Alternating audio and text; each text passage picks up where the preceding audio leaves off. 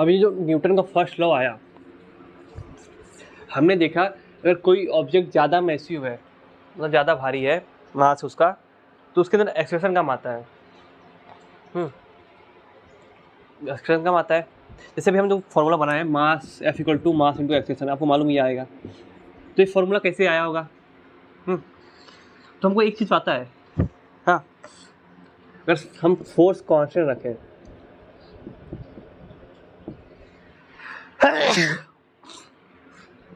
अगर हम same force रखें दो अलग अलग ऑब्जेक्ट के लिए जिसका मास अलग हो, तो उसके अंदर एक्सेलरेशन डिपेंड करता है किस पे? जो एक्सेलरेशन होता है इनवर्स प्रोपोर्शनल होता है किसके? मास के। हाँ, अब इसके बीच में रिलेशन कैसे आएगा? अब देखिए, जो हम फॉर्मूला कर रहे थे, आपको पता है कि जो एक्सेलरेशन होता है मास की इनवर्स में होता है। अब मास की इनवर्स में ए कितने पावर में होता है? एम होता है कि एम स्क्वायर होता है, 1/m² होता है, 1/m3 होता है, ये पता नहीं, लेकिन इसके अपोजिट होता है इतना पता है। तो ये कैसे आया, तो उसको देखते कैसे आया। तो इतना हमको मालूम है, हम मान के चलते हैं, मान लेते हैं कि जो ये इसको मुझे कंजेक्चर हम मान के चलते हैं जो एक्सीलरेशन है, हाँ, ये इनवर्स प्रोपोर्शन होता है पावर m के, वन पावर होता है, ठीक है, कुछ भी हो सकता है, लेकिन हम मान के चलते हैं 1 पावर में होता है। कब? कांस्टेंट फोर्स, जब फोर्स कांस्टेंट होगा। तो क्या देखते लास्ट में, ऐसा कुछ आता है? हाँ, तो देखते हैं अभी। हाँ, मान लेते हैं मेरे पास कोई 1 किलो का ऑब्जेक्ट था, तो उसको समझिए फिर हम दो मास मान के चल रहे हैं, एक m0 है, एक दूसरा m है, या m1 मान लेते हैं। m0 का वजन 1 kg है और हमको पता नहीं है कितना है, हमको इतना निकालना है, हाँ, और हमने इस पर लगाया 1 न्यूटन का फोर्स। तो सीधी सी बात है, इसके अंदर एक्सेलरेशन क्या होगा? 1 मीटर पर सेकंड का स्क्वायर होगा।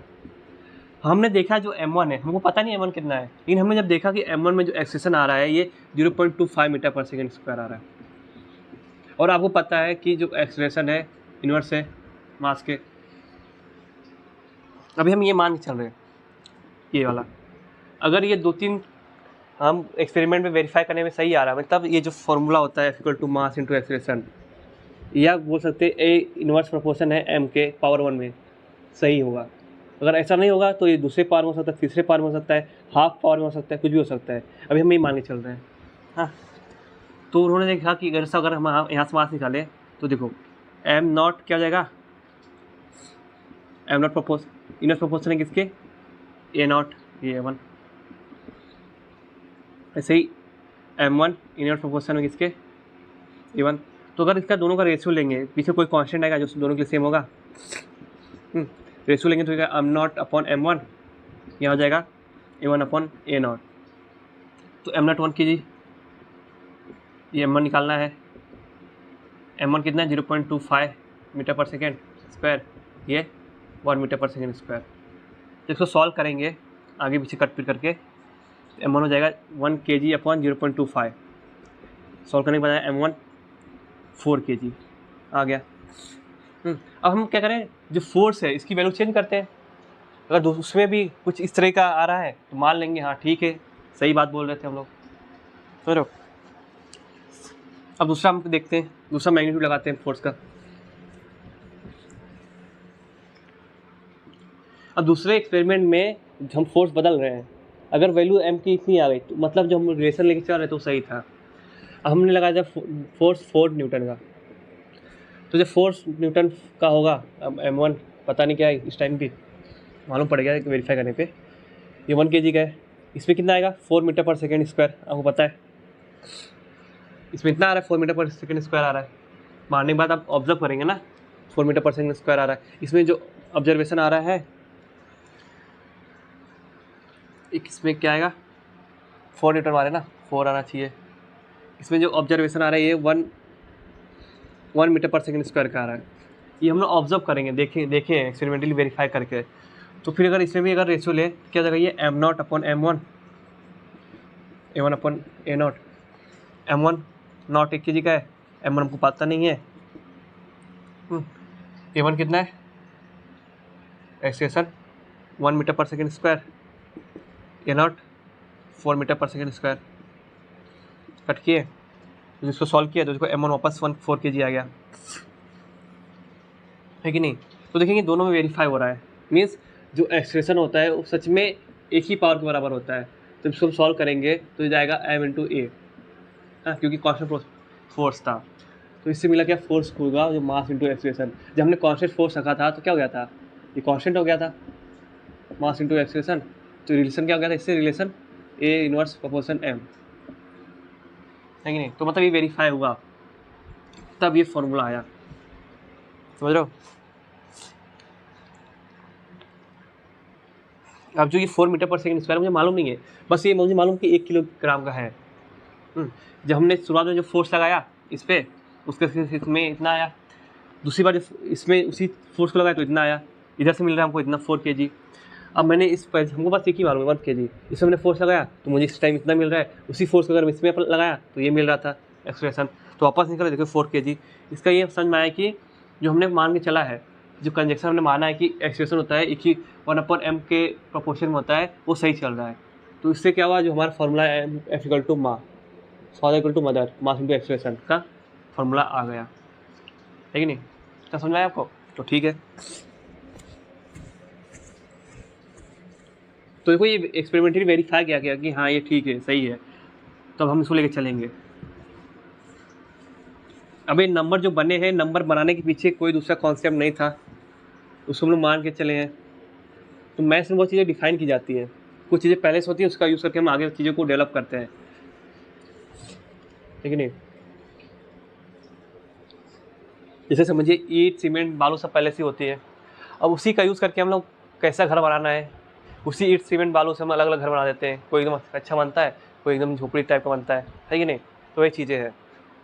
तो कुछ बुनियादी चीज़ें हमें एक्सपेरिमेंट करके जाननी पड़ती है। तो ये हो गया, समझ गया आप। तो न्यूटन फर्स्ट लॉ क्या होता है, Newton first law,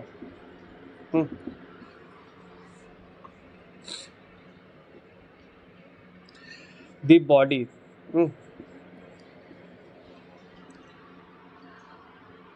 the body is always in their state of rest, और state of rest हो या state of uniform motion,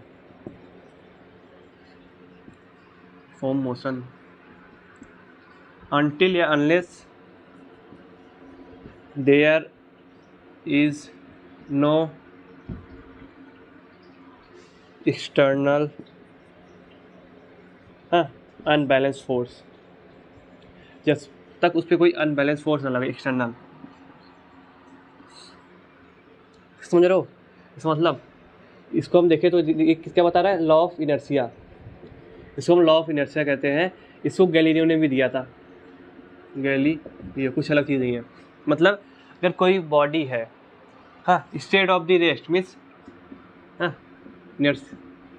inertia of rest हो, तो रुकिए तो रुकनी नहीं चाहेगी, हाँ, अपोज करेगी रुकने को, इनर्शिया ऑफ मोशन, वो तब तक अपोज करेगी जब तक कोई उस पर बाहरी अनबैलेंस फोर्स न लग जाए। फोर्स कभी कभी फोर्स तो लगते हैं, लेकिन जिससे मैं इसको देखिए फोर्स लगा रहा हूँ यहाँ से लगा रहा हूँ, लेकिन मोशन नहीं कर रहा है, क्योंकि ये बैलेंस फोर्स है, नेट फोर्स 0 है। अनबैलेंस मीन्स किसी का ज़्यादा हो एक साइड से कम, है कि नहीं। तो अनबैलेंस फोर्स, तब क्या करेगा, बॉडी अपने स्टेट को चेंज करेगा, हाँ, तो अपने बॉडी क्या करेगा, स्टेट को चेंज करेगा। तो इसका जब आप मैथमेटिकली देखेंगे ना, कुछ इस तरीका होता है, क्या होगा, A इक्वल टू 0, एक्सप्रेशन 0 होगा कब, if and only if F net equal to 0। मतलब किसी भी ऑब्जेक्ट में एक्सप्रेशन तब तक नहीं होगा जब तक उस पर फोर्स हमारा 0 से ज़्यादा ना हो, समझ रहे हो। अगर फोर्स 0 है तब एक्सप्रेशन 0 होगा, ये होना चाहिए, ये न्यूटन का फर्स्ट लॉ कहता है, समझ रहे हो। आपने देखा ही होगा इसको, न्यूटन के फर्स्ट लॉ को, समझ रहे। जैसे अभी आप जब बस का एग्जांपल लेते हैं, अब बस चल रही है, बस अचानक में रुक गई, समझ रहे हो, तो आप आगे क्यों जाते हैं, क्योंकि बस जब चलती है तो आप भी चलते हैं उसी स्पीड से। जब बस रुकती है, हाँ, तो आप लोग चाहते हैं कि मैं चलूँ, लेकिन बस रुक गई है तो आप आगे की ओर चले जाते हैं क्योंकि आप चल रहे होते हैं। हाँ, तो वही है। अब ऐसे ही जब हम कपड़ा जब झाड़ते हैं, कोई भी कपड़ा झाड़ते हैं, तो जो कपड़े के अंदर जो क्या लगता रहता है, जो धूल होते हैं, वो कपड़े के हिसाब से मोशन करते हैं। लेकिन जब हम अचानक झटके में झाड़ते हैं ना, तो जैसे हम झाड़ते हैं तो कपड़ा जब क्या मोशन करता है तो उसके अंदर डस्ट पार्टिकल भी मोशन करते हैं। लेकिन जब अचानक हम उसको रोक लेते हैं, हाँ, तो कपड़ा तो हमारे हाथ में, इस वजह से वो मूव कर जाता है उस डायरेक्शन में, लेकिन जो पार्टिकल्स पे बैठे थे वो चाहते हैं कि मैं चलते रहूँ। तो जब हम उसको झटका देते हैं तो चलने की कोशिश, आगे चलते रहते हैं, ये हमारा कपड़ा बाहर मतलब ले लेते हैं हम लोग, तो धूल बाहर निकल जाते हैं। तो क्या है, लॉ ऑफ इनर्शिया है, न्यूटन का फर्स्ट लॉ लग रहा है, समझ रहे हो। अब जो न्यूटन का फर्स्ट लॉ जिस फ्रेम में अप्लाई करते हैं हम लोग, उसको बोलते हैं inertial frame.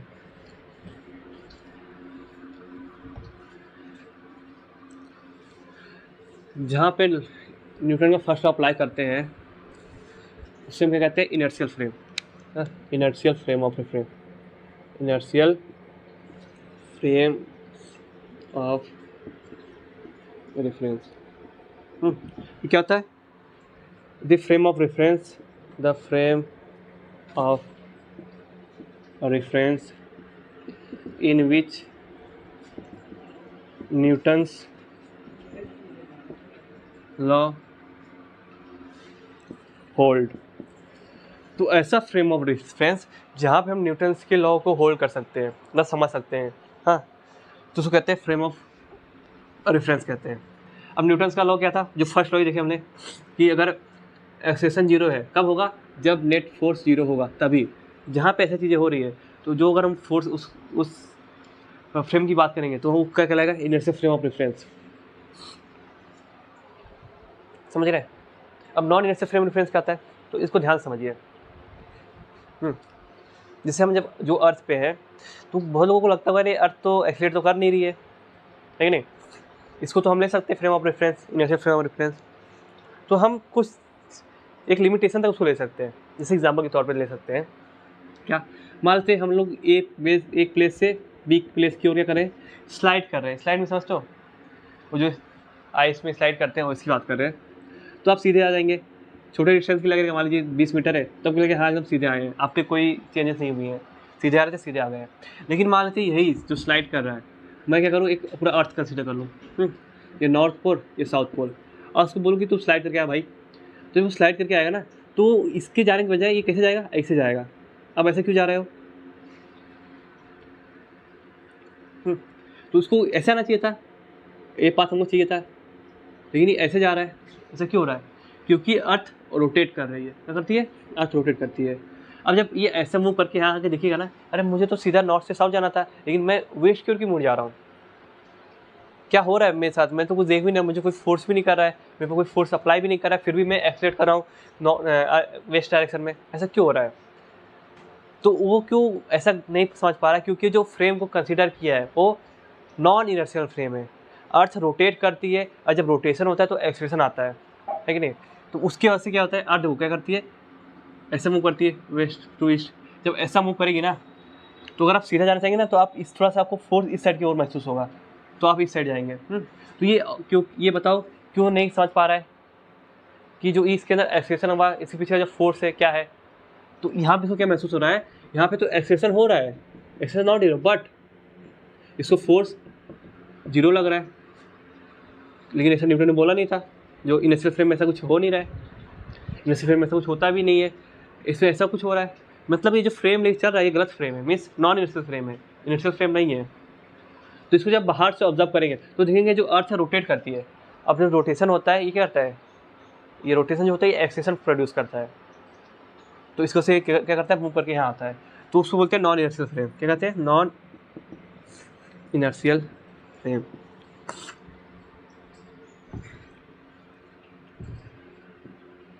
Non inertial frame क्या होता है, दी फ्रेम इन विच न्यूटन को एन से न्यूटन्स लॉज नॉट होल्ड, जहाँ पे न्यूटन्स के लॉ होल्ड नहीं होते। अब कौन सा होल्ड नहीं होता न्यूटन का लॉ, अब न्यूटन ने बोला था एक्सेलेरेशन जीरो होगा इफ़ एंड ओनली इफ, तभी होगा, इसमें यहाँ वहाँ की बात नहीं है, होना चाहिए। If and only if F net जो होगा वो 0 होगा। न्यूटन ने ये बोला था, बट ऐसा होल्ड नहीं हो रहा है। मीन्स यहाँ पे क्या हो सकता है, एक्सेशन 0 होगा बट एफ नहीं 0 हो सकता है। और क्या हो सकता है, एक्सेशन क्या हो, नहीं 0 हो, हाँ, लेकिन क्या हो, बट फोर्स क्या हो जाए, 0 हो जाए। तो अगर कहीं ऐसा कुछ हो रहा है, एक्सेशन 0 एंड कहीं ऐसा हो रहा है एक्सेशन 0 हो बट फोर्स नहीं लगे, ना 0 हो, तो वो फ्रेम या एक्सेशन नहीं 0 हो फिर भी फोर्स 0 लगे, तो उसको बोलेंगे नॉन इनर्शियल फ्रेम। इसको ऐसा समझिए, ये जो एग्जांपल ले सकते हैं इसका, एक्सेशन 0 हो बट फोर्स नहीं हो।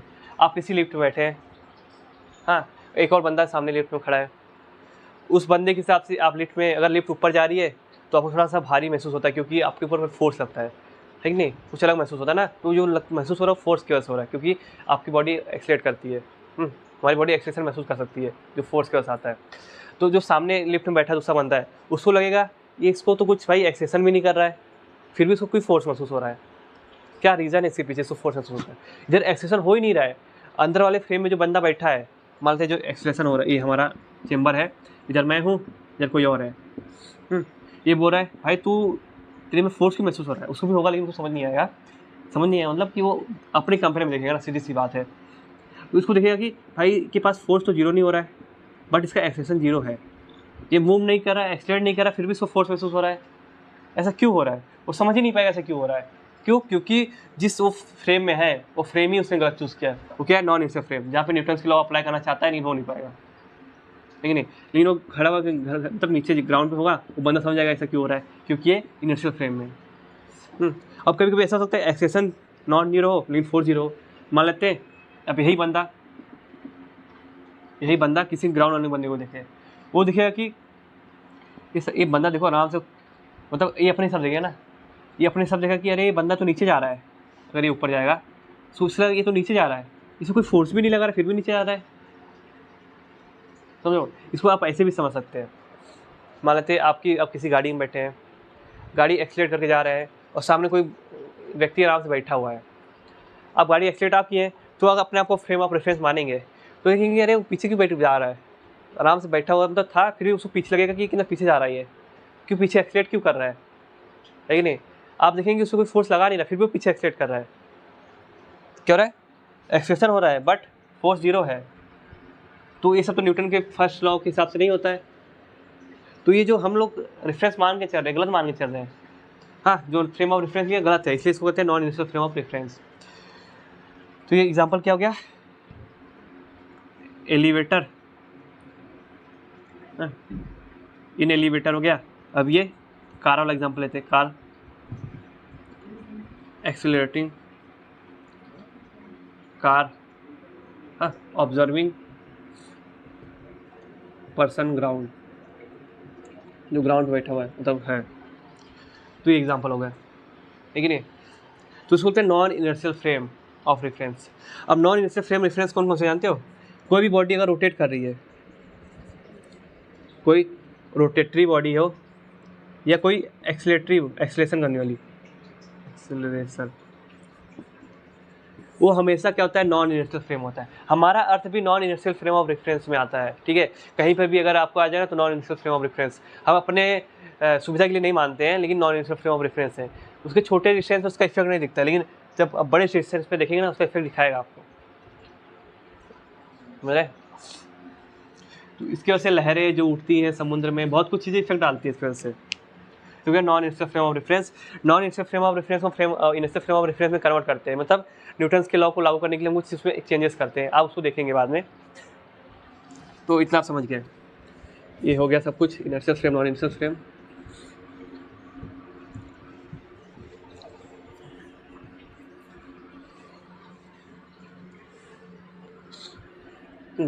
जैसे मैंने बताया कि अगर कोई ऑब्जेक्ट है उसे फोर्स लग रहा है, मान लीजिए एक फोर्स यहाँ लग रहा है, एक फोर्स यहाँ से लग रहा है, एक यहाँ से लग रहा है, तो जो सभी सारे फोर्स लगते हैं ना, इसके बदले हम क्या कर सकते हैं, एक इसी का सबका सुपर पोजिशन करते हैं। क्या करते हैं, सुपर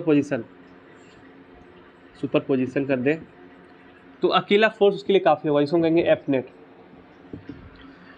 10-12 फोर्स लगाए अलग अलग डायरेक्शन से, या एक ही फोर्स लगाए जो सबका एडिशन हो गया है। हाँ, वो भी काफ़ी रहता है उस चीज़ को ऐसा मोशन कराने के लिए जो सब करवा सकते हैं। इस मीन्स जो एफ नेट हम निकालते हैं ये क्या होता है, सुपर पोजिशन होता है ढेर सारे फोर्सों का। All the forces acting on body. Super position means उसको ऐड करना कैसे, ट्रायंगल लो, पॉलीगन लो, पैरेललोग्राम्स लो, उसका यूज़ करके हम उसको ऐड करेंगे। फिर उसका जो इफेक्ट आता है वो एक ही डायरेक्शन में आता है, किसका जो डायरेक्शन जो भी आता है डायरेक्शन में वो एफ नेट कहलाता है। हम उस फोर्स को लगाएं या एक फोर्स को लगाएं वो काफ़ी होता है उस डायरेक्शन को बताने के लिए। तो ढेर सारे जब फोर्स किसी एक ऑब्जेक्ट पे लगते हैं तो क्या करते हैं, सबको ऐड करते हैं। उसका कंपोनेंट देखते हैं कौन से किसके अलॉन्ग आ रहा है, इस एक्सिस के अलॉन्ग आ रहा है, उसको ऐड करने के बाद जो उसका नेट इफेक्ट होता है उसको हम एफ नेट कहते हैं। इसको आप एक कहानी से समझ सकते हैं, थोड़ी अच्छी कहानी है। एक परिवार था जिसके अंदर क्या थे, 10 बच्चे थे। 10 मतलब समझ सकते हैं कि 10 लोग थे, बच्चे थे, 2 पेरेंट्स मतलब मम्मी पापा और उसके 10 बच्चे थे। हाँ, उन्होंने ये सोचा था कि मेरे पास 10 बच्चे होने चाहिए कि दुनिया मतलब में बहुत महंगाई है, महंगी है, बहुत पॉपुलेशन हो गया है, महंगाई भी है। हाँ, सबके पास उतना समय होता नहीं है, तो एक बच्चा क्या करेगा, राशन की दुकान पे लाइन लगाएगी। राशन की दुकान पे लाइन बहुत लंबी लगती है। हाँ, एक जगह को संभालने, एक कोई ट्रांसपोर्टेशन का काम करेगा, मतलब कुछ ना कुछ एक सब काम करेंगे। एक लाइन लगाएगा कहाँ पे, बैंक की ओर, बैंक मतलब एटीएम से पैसे निकालेंगे, बैंक में लाइन लगाएगा क्योंकि लाइन बहुत बड़ी होती है। ऐसा सब सोचते थे उस वहाँ पे। तो ऐसा सब सोचने की वजह से सबके घर में 10-10 बच्चे होते थे। राशन के लिए लाइन, बैंक में पैसे निकालेंगे लाइन, हर जगह लाइन, हॉस्पिटल में लाइन, हर जगह लाइन। तो क्या करते थे, अगर मान लीजिए कोई घर में बीमार है तो उस दूसरे बच्चे बोलते थे भाई तू जा लाइन लगाए वहाँ पे इसके लिए। हाँ, तू जा भाई वहाँ पे राशन के लिए लाइन लगा, जो कि बहुत टाइम लगता है। तो 10 बच्चे पैदा करके वो लोग क्या करते थे, लाइन लगा देते कि हाँ सब लाइन लगाएंगे तो फटाफट काम होगा। हाँ, और ऐसे ही दूसरी जगह की थी जहाँ पे एक बंदा मतलब थे, उनके 1 या 2 ही बच्चे थे। वो अकेला 2 बच्चा क्या करता था कि सब काम कर लेता था। वो राशन की लाइन भी लगा लेता था। हाँ, राशन की लाइन में हॉस्पिटल सब कुछ मतलब देख लेता था। वहाँ पे सब ऐसे समझदार भी थे कि सबके पास 1-2 ही बच्चे थे, तो ज़्यादा लाइन भी लगती नहीं थी, फटाक से सब काम होता था। हाँ, अब क्या मैं बताना चाहता हूँ, उन सब का 10 का इफेक्ट एक ही में दिखा। 10 लोग थे, 10 को से 10 कपड़े थे, 10 गुना खाना था। हाँ, 10 गुना गरीबी थी जो भी थी, बहुत 10 मतलब सब जगह 10-10 का लग रहा था। मतलब एक्स्ट्रा जो चीज़ें थी जो हम जब निकालते हैं नेट फोर्स की बात करते हैं तो इसमें बहुत सारी एक्स्ट्रा चीज़ें होती हैं जो उसको कैंसिल कर देती हैं। जैसे वहाँ पे 10 लोग थे, उसके वजह से 10 लोगों की वजह से 10 कपड़ा लेने जाना पड़ता होगा, 10 लोगों की राशन लेना पड़ता होगा, तो कितना एक पे कितना बोझ बढ़ जाता है ना। तो एक पे बोझ करने के लिए 10 और पैदा कर दिए हैं, मतलब कितनी कॉम्प्लिकेटेड चीज़ हो जाती थी। लेकिन यहाँ पे अकेला बच्चा है, एक बार अगर राशन ले लेगा आराम से 1 महीना चलेगा, एक बार ATM से पैसा निकाले बहुत दिन चलेगा। हाँ, रोज़ तो बीमार होगा नहीं, अकेला है तो कम चांस है कि बीमार हो। तो मतलब एक जब होता है सुपर पोजीशन करके एक मिला है जो इफेक्टिव हो, जो सही मतलब काम आता है। तो मेरा ये कहने का ये मतलब था, सुपर पोजीशन इस तरीके से काम करता है। हाँ, ये व्यवहारिक थोड़ा सा ताकि चीज़ें को आसानी लगे आपको समझने में। बस आज के लिए बस इतना ही भाई। कुछ डाउट हो आप पूछ सकते हैं, कमेंट कर सकते हैं। अब जब मैं कोई एग्जांपल देता हूँ इसका मतलब नहीं कि वो फिजिक्स के हर लॉ को फॉलो करे। तो मैं फिजिक्स के एग्जांपल को तो सही है, वो करेगा, सही रहेगा। लेकिन जो व्यवहारिक एग्जांपल देता हूँ थोड़ा इधर उधर हो सकता है। हाँ, तो कोई गलती हो तो माफ़ कर सकते हैं। Bye bye, thank you.